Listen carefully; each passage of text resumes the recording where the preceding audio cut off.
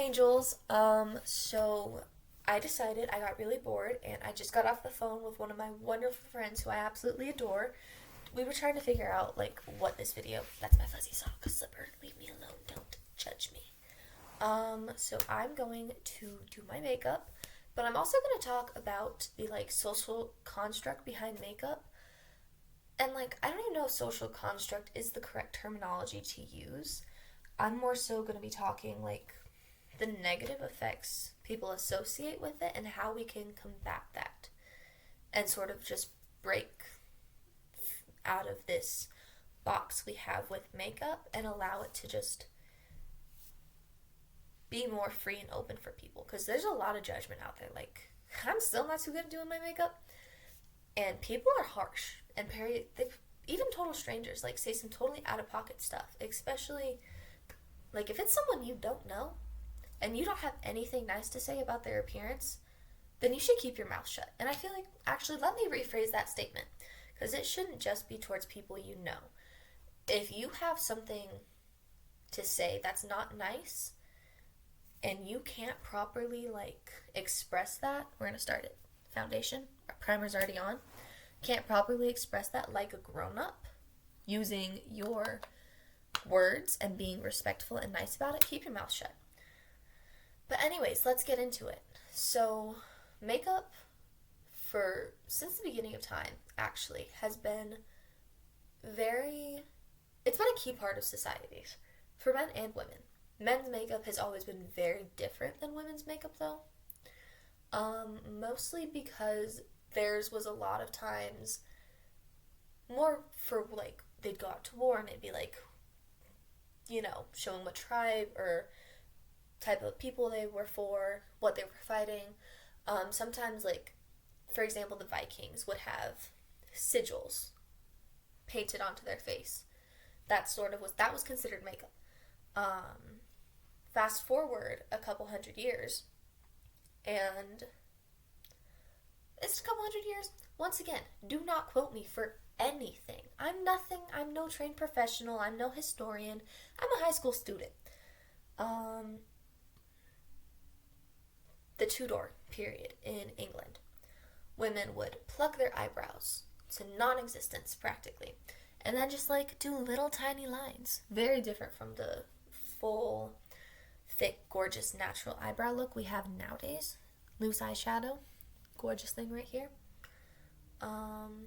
Very different because now we're all like, let's be natural and beautiful, while also still the plastic surgery industry is making thousands and thousands and thousands of dollars every year off of women's insecurities. But anyways, back to the Tudors. Their makeup, I don't really want to get into the ingredients of what their makeup was because it was kind of gross. A lot of it was laden with lead. Lots of lead in their makeup.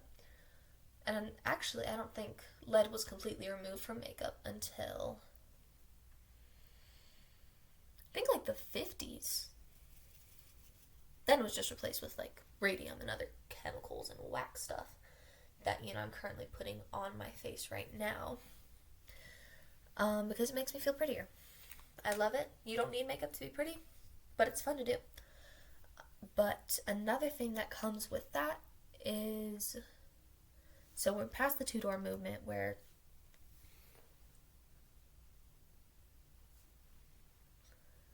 my friend just texted me. Sorry, it was a whole thing.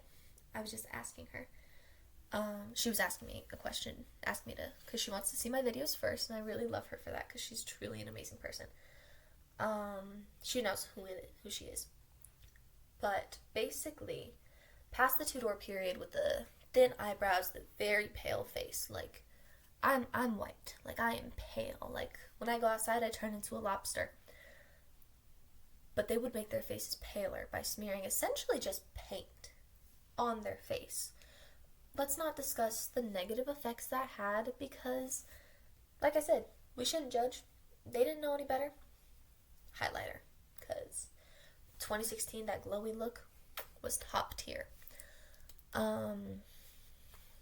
But if you really think about it, they were just going with the times, doing what they felt was best. It's a blush stick, guys, and I love it. But makeup has always been used in a way, either women were trying to uplift themselves with it, or it was being demeaned. Because, especially in the Tudor period, if you could wear makeup, it meant you were not out in the fields working. You were sitting inside, not doing anything. Or that you were rich. One or the other. I feel like they more coincide. But makeup, there's always been a standard of beauty. And it's always been very different between cultures. Especially, it's becoming more and more prevalent nowadays. For example, let's stop talking about the past. Let's talk about the present. Right now. Skin bleaching within communities. Certain communities is a big thing. But then if you look in communities of paler races, like white people specifically, we bronze and suntan and a lot of stuff like that. Because those standards, it's always greener on the other side is what we try and tell people. The blush, the foundation, all done. Beautiful. This is just a lip thing. But these standards are so hurtful. Because oftentimes, they're not easy at all to achieve, and it's not fair, especially with young girls, because that's what we talk about mostly on this channel is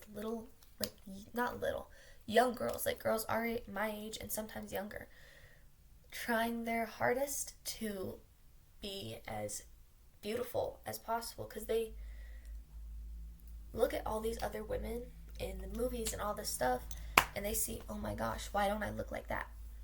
So girls will be going into Sephora and trying to find Drunk Elephant and retinol because they think, oh, that'll make me happy with myself. When I really don't think the makeup is what's going to make people happy with themselves. It might give you a second or two of, oh my gosh, I'm gorgeous. But then the next insecurity pops up. I have so many insecurities. And the makeup helps with some of it. But with a lot of the other ones, it doesn't help. And really, you can only find that true happiness if you are able to look at yourself in the mirror without makeup and all the other stuff on and think, I'm gorgeous. I'm rocking this. And if you can look at yourself in the mirror with all that makeup on and still think, I'm gorgeous. I'm rocking this. But I think what our society needs most is not 12-year-old girls trying to find retinol and anti-aging cream. No, we don't need that. But we should be trying to give these girls and young boys, because there's some beauty standards for boys that honestly I'm like, how do you expect a 12-year-old to have Chris Evans six-pack? I'm sorry. I'm saying it. We need to create open, safe spaces for these girls that might be insecure or might be struggling or not know what to do, and we need to give them that space and that freedom to talk about it, because sometimes that's all they need is to hear, honey, the voice in your head, that is telling you that you're not beautiful, or that voice in your head that is saying you are not enough, is wrong. Sometimes we flat out just need to say that. That's just the way it is. Sometimes just being upfront and blunt will help them. Put all the makeup aside, because that's going to be, there's no way we're going to get rid of plastic surgery, get rid of makeup, any of it. We're not going to get rid of beauty standards, sadly, because that's just the way we are as people. We see someone that we think is gorgeous and we put them on a pedestal. We do it with everything. But I think fundamentally, giving these girls that space to just talk and say, I'm not satisfied, and offering them advice, not in a condescending way of, you have nothing to be worried about, just stop. Loved my impression of an old irritated grandma. giving them that space and truly listening to them, not thinking, oh, just another thing that every girl goes through, will definitely help. Makeup is fun. It's a good expression. It's a good way to just perk up a little. Like, I love this. It's not really good because my camera quality kind of sucks. Whatever. But I think, makeup aside, people are beautiful. And we need to learn to accept that. And we need to learn to accept ourselves. Because we're amazing. And I think once we do that, our society will be a lot happier with itself. We'll be able to go through life not stopping and looking into every mirror going, do I look okay? Do I look... We'll be able to stop and, like, just know, I look okay. I look good. I'm happy with myself. And I think that's what matters. And I know this is funny saying that as I'm doing my makeup, but like I said, makeup's a good thing too, because it can be a fun way to express yourself. Like, I've seen some of these makeup artists that do crazy art on their face, and I think that is amazing. I don't know how don't have acne, because I'm gonna break out after this. But there's still, it's an important part of our society, and it's not going away. So we should still learn to love one another for how they look, with or without makeup.